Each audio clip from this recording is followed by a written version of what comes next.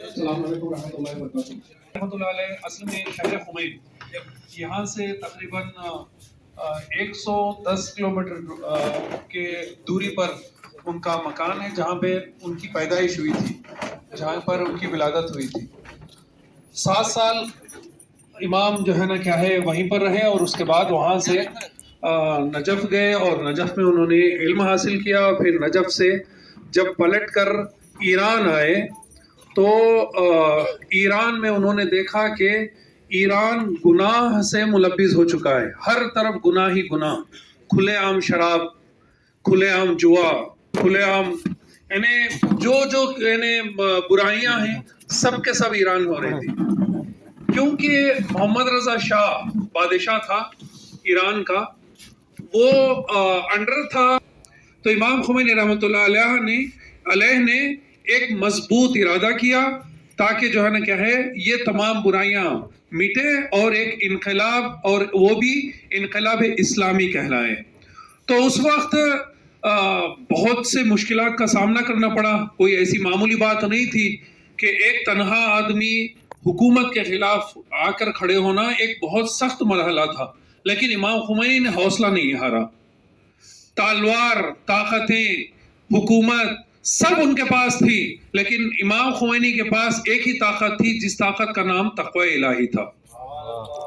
وہ تقوی الہی، کیونکہ خدا قرآن میں خود ارشاد فرماتا ہے کہ اگر میں کسی کو حقیقی تقوی عطا کرتا ہوں تو اس کے پیشانی میں ہیبت ڈال دیتا ہوں، ٹھیک ہے۔ تو دیکھا کہ بہت سختیاں ہو رہی ہیں، یہاں تک کہ جب امام نے اقدام کیا تو امام کو جلا وطن کر دیے۔ جلا وطن کا مطلب ہوتا ہے اپنے شہر سے بھگا دینا، بھگا دیے، فرانس چلے گئے، پھر امام کو بلایا گیا، پھر امام آئے، پھر ایک انقلاب برپا ہوا۔ لیکن ایک طرف محمد رضا شاہ حکومت نے کیا ہے اعلان کیا حکومت سے کہ کوئی بھی گھر سے نہ نکلے، جو نکلے گا اسے قتل کر دیا جائے گا، اسے گولی مار دی جائے گی، اسے مار دیا جائے گا۔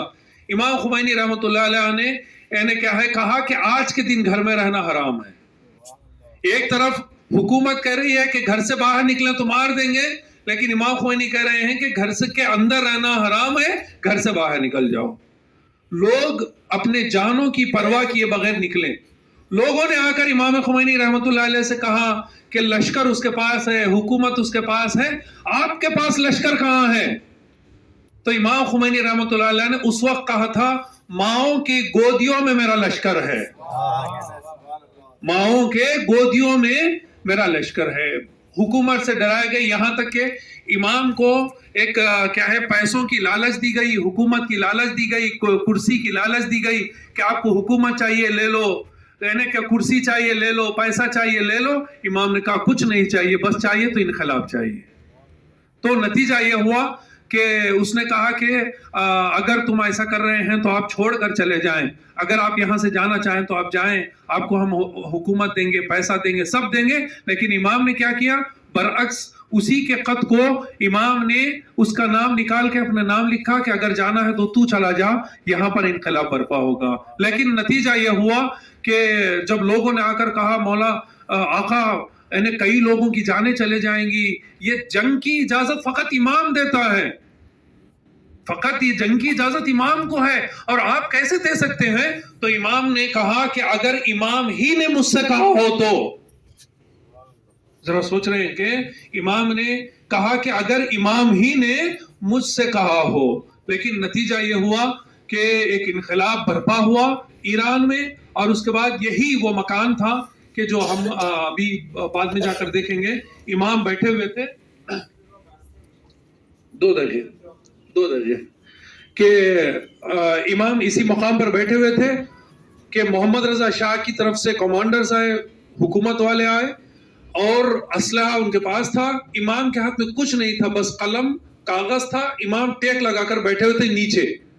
حکومت کے کارندوں کو بھی کہا کہ آپ یہاں پر بیٹھیں، ان کی اوقات امام نے بتائی کہ تمہاری اوقات یہیں پر ہے، کہ تھوڑی دیر کے لیے کرسی یہ سب غرور نہ کریں، بیٹھے۔ تو اس کا آدمی جو محمد رضا شاہ کا ہے وہ خود لکھتا ہے کہ جب ہم لوگ امام سے گفتگو کر رہے تھے، نہیں معلوم کہ ہمارے بدن میں تھر تھری تھی، ہم لوگ کانپ رہے تھے۔ تو امام نے پوچھا کہ کیوں تھر تھر آ رہے ہو، کیوں کانپ رہے ہو؟ تو اس نے کہا مجھے نہیں معلوم، آپ کے چہرے میں وہ ہیبت ہے جو ہمیں کانپنے پر مجبور کر رہا ہے۔ ٹھیک ہے، یہی وہ مکان ہے کہ امام جو ہے نا کیا ہے یہاں پر رہے، اور یہ مختصر سا مکان کہ جو بانی انقلاب اسلامی ہے اس کا یہ مختصر سا مکان ہے۔ آپ نیچے دیکھیں گے کچن کا سامان بھی کچھ ہے، کچن بھی امام کی یہاں پر ہے، اور عبادت گاہ بھی ہے، اور امام کی رہائش کا انتظام بھی یہاں پر ہے۔ امام کے روح کی شادی کے لیے ایک بار بلند آواز میں صلوات دیجیے محمد و آل محمد۔